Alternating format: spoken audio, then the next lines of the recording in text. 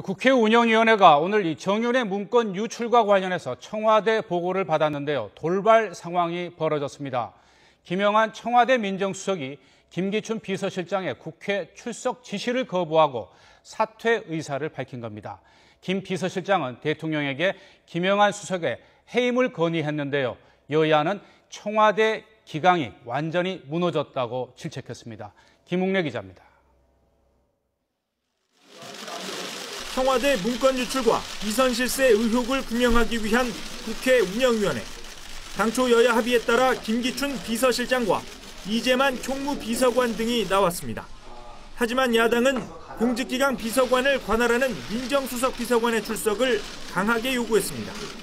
결국 여당이 요구에 응하며 오후에는 김영한 수석이 나올 예정이었지만 예상하지 못한 상황이 발생했습니다. 김 수석이 불출석 의사를 밝힌 겁니다.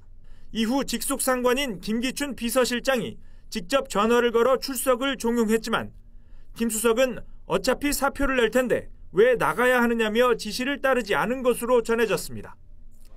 격앙된 분위기 속에서 수차례 통화가 이어졌지만 같은 답변이 돌아왔고 결국 김 실장은 대통령에게 김 수석의 해임을 건의하겠다고 밝혔습니다.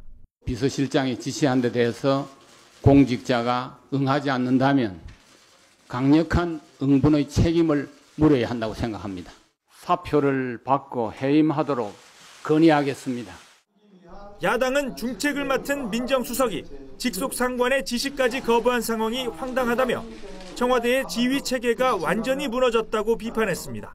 이것은 분명한 청와대 시스템이 완전히 붕괴됐던 사실이고 지휘 체계가 무너진 것을 저는 국민 앞에 적나라하게 보여줬다고 생각합니다.